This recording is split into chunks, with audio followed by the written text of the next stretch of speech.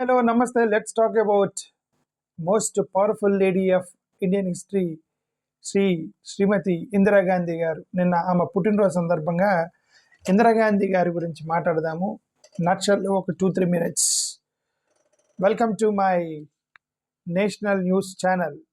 Subscribe చేయండి. మీరందరూ ఈ న్యూస్ ఛానల్ని మీరు సబ్స్క్రైబ్ చేస్తూ ఈ ఛానల్ని మీరు చూస్తూ ఉండండి. నేషనల్ న్యూస్ కావాలనుకున్న వాళ్ళు లేదా ఆంధ్రప్రదేశ్ న్యూస్ మాత్రమే చాలనుకున్న వాళ్ళు ప్రొఫెసర్ రమేష్ ఛానల్ని ఫాలో అవుతూ ఉండండి. ఓకే, ఎందుకంటే మీరు నేషనల్లో ఏం జరుగుతుందో కూడా తెలియాలి. మన బావిలో కప్పలా ఉండకూడదు, ప్రపంచం మొత్తం చూడాలి. నాకు కెపాసిటీ లేదు, కానీ కెపాసిటీ ఉంటే ఇంటర్నేషనల్ న్యూస్ కూడా పెట్టేవాడిని. కానీ మన వాళ్ళకి అంత ఇంట్రెస్ట్ ఉండదు. నేషనల్ న్యూసే ఇంట్రెస్ట్ లేదు, ఇంటర్నేషనల్ న్యూస్ అసలు ఇంట్రెస్ట్ ఉండదు ఎవరికి. అందుకే నేను పెట్టలేదు. ఓకే, మరోవర్ నాకు టైం లేదని ఇది national news plus Telugu news రెండు నేషనల్ న్యూస్ని ఫాలో అవుతూ ఉండండి. The most powerful lady of Indian history శ్రీమతి ఇందిరాగాంధీ గారు. ఆమె మీద negative strength and positive strength రెండు ఉన్నాయి. నెగిటివ్ స్ట్రెంగ్త్ అంటే బీజేపీ వాళ్ళు ఆమె మీద ఆరోపణ చేసేటువంటి స్ట్రెంగ్త్, నెగిటివ్ స్ట్రెంగ్త్, ఫుల్గా కంట్రోల్ పెట్టుకునిద్దని, పార్టీ మొత్తం కొలాప్స్ చేసిందని, ఎవరికి అధికారం ఇవ్వదని, తన చేతుల్లోనే గ్రిప్ పెట్టుకోవాలని, 1969, 1978లో పార్టీని చీల్చిందని, ఆమె పార్టీలో ఇంటర్నల్ డెమోక్రసీ ఉండదని, ఒక నియంత అని, డిక్టేటర్ అని, ఇవన్నీ కూడా బీజేపీ సంబంధించిన వాళ్ళు ఆమె మీద చేసే ఆరోపణల్లోనే ఒక పవర్ఫుల్ కెపాసిటీని వాళ్ళే చెబుతున్నారు అన్నమాట. ఆమెలో ఏదో తెలియనటువంటి పవర్ఫుల్ శక్తి ఉందని బీజేపీ వాళ్ళు ప్రచారం చేస్తూ ఉంటారు. ఆమె ఒక నియంత, ఒక డిక్టేటర్, అది ఇది అని చెప్తూ ఉంటారు. ఓకే, అది the most powerful lady Indira Gandhi గారి గురించి. మోరోవర్ 1975 ఆ టైంలో చాలా ఎమర్జెన్సీని పట్టుకొచ్చేసి స్ట్రాంగ్ మెజారిటీగా ఉన్నటువంటి ఒక రూల్ని సస్పెండ్ చేసింది. ఎందుకు సస్పెండ్ చేసిందంటే అక్కడ ఒక ఎమర్జెన్సీ ఇంపోజ్ చేసింది.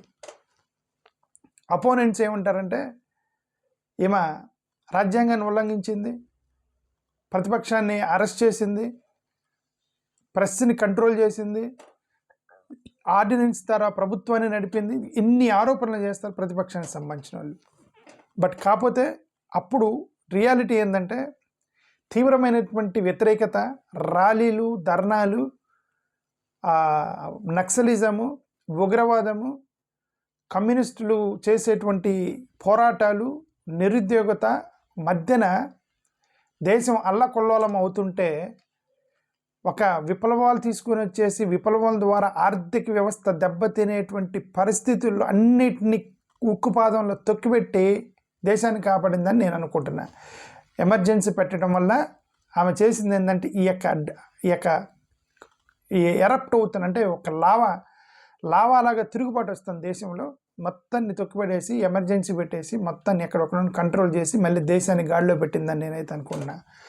దట్స్ మోస్ట్ పవర్ఫుల్ లేడీ ఇందిరాగాంధీకి సంబంధించినటువంటి ఆమె. నేను బర్త్డే సందర్భంగా మాట్లాడుతున్నాను. ఓకే,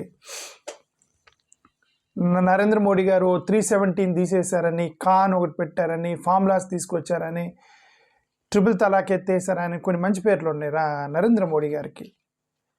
మరి దానికే అంటే 24th amendment, 25th amendment, 26th amendment, 39th amendment, 42nd amendment, ఇవన్నీ కూడా it is Indira Gandhi who altered, it is who brought in to enforcement. Okay, so that's why she's called N iron lady of Indian history, Shrimati Indira Gandhi. Okay, control over bureaucracy and intelligence, civil సర్వెంట్స్ని జడ్జెస్ని మొత్తాన్ని కూడా transfer చేసేదట.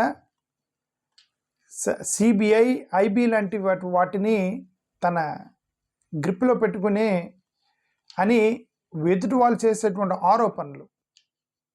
But నిజానికి ఏంటంటే యాక్చువల్గా majority ఏంటంటే democratic సిస్టంలో bureaucracy అనేది దారి తప్పినప్పుడు బ్యూరోక్రాట్స్ని ఒక అల్లాడించినటువంటి వ్యక్తి ఎవరంటే ఇందిరాగాంధీ. బ్యూరోక్రాట్సు వాళ్ళు ఇష్టం వచ్చినట్టుగా కరప్షన్లోకి దిగుతుంటే it is Indira Gandhi who controlled this bureaucratic corrupted system అని మొత్తాన్ని ఒక దారిలోకి తీసుకొచ్చింది మహిళ, ఉక్కు మహిళ Indira Gandhi. Okay, of course Indira is India, India is Indira అని చెప్పి ఒక స్లోగాన్ పట్టుకొచ్చారు. ఎక్కడ చూసినా ఆమె పోస్టర్లు వేయించుకుందట. స్టేట్ మీడియా మొత్తం కూడా ఆమె పోస్టర్లతో నిండిపోయింది దేశవ్యాప్తంగా. India is Indira, Indira is India అని చెప్పి ఒక పోస్టర్ వేసుకుంది. అది చేయాలంటే అదే చెప్తున్నా, ఒక ధైర్యం అనేది ఉండాలి, ఒక లీడర్కి ధైర్యం అనేది ఉండాలి.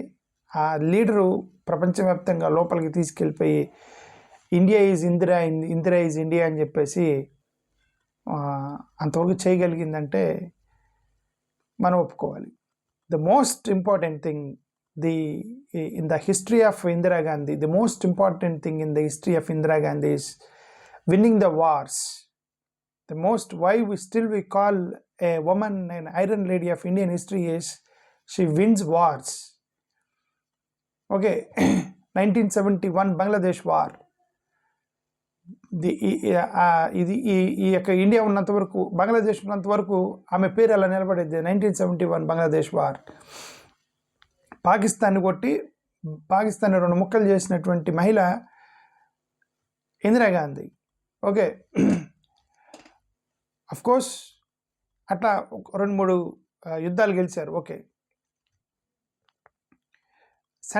ఇప్పుడు అపోజిషన్కి సంబంధించినటువంటి స్టేట్ గవర్నమెంట్స్ 1977లో పోస్ట్ ఎమర్జెన్సీ ప్రెసిడెంట్స్ రూల్ పెట్టిందని, ప్రెసిడెంట్ రూల్ అనే క్లాజ్ని 50 సార్లు వాడిందని వీళ్ళు ఏమంటారు, అపోజిషన్ వల్ల ఆమె తిడతా ఉంటారు. ఆమె వ్యవస్థలను వాడింది 59 టైమ్స్ వాడిందని చెప్పేసి. బట్ నిజానికి ఏంటంటే స్టేట్ గవర్నమెంట్స్ కొట్టుకుంటుంటే అన్సర్టనిటీ వచ్చినప్పుడు టక్కన ఆమె ప్రెసిడెన్షియల్ రూల్ వేసేది. అక్కడ ప్రెసిడెన్షియల్ రూల్ వేసి స్టేట్ని డౌన్ఫాల్ అవ్వకుండా చూసేది. అంటే రాజ్యాంగం మీద అంత పట్టుందనమాట. రాజ్యాంగం మీద, ఒక నాయకులకి రాజ్యాంగం మీద పట్టు ఉండాలి. ఫస్ట్ ఆఫ్ ఆల్ రాజ్యాంగం మీద అంత పట్టుందనే దానికి అదొక నిదర్శనం. ఓకే,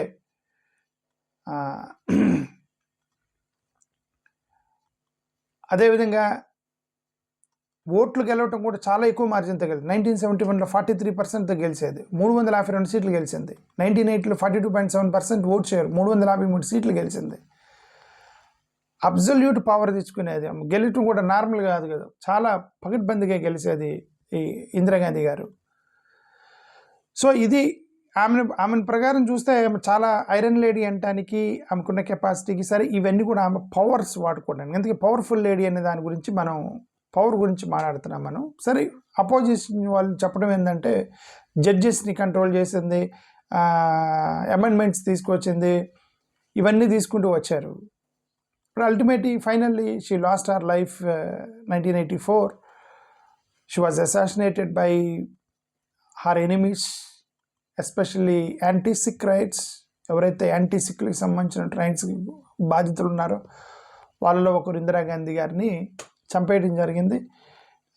దానికి సంబంధించి ఇందిరాగాంధీ గారికి సంబంధించి ఇవి పక్కన పెడితే ఇందిరాగాంధీ గారు పేద ప్రజలకు చేసినవి, ఇందిరమ్మ ఇల్లులు కట్టించింది ఆమె, కాలువలు తవ్వించింది ఆమె, ఇండస్ట్రీస్ని తీసుకొచ్చింది ఆమె, పేదలకి ఎస్సీ ఎస్టీలకు భూములు పంచడం మొదలెట్టింది ఆమె, ఇక గవర్నమెంట్ భూములు ఎస్సీ ఎస్టీలకు పంచడం మొదలెట్టింది ఆమె. సో ఇట్లా అందుకే ఆమెని పేదల తల్లి అనేవాళ్ళు ఇందిరాగాంధీని. ఎందుకంటే ఇట్ ఈస్ షీ అంటే సోషలిజం సెక్యులర్ అనే పదాలని యాడ్ చేసింది రాజ్యాంగంలోకి. సోషలిజం సెక్యులరిజం పదాలను యాడ్ చేసి పేద ప్రజలకు భూములు పంచడం మొదలెట్టింది.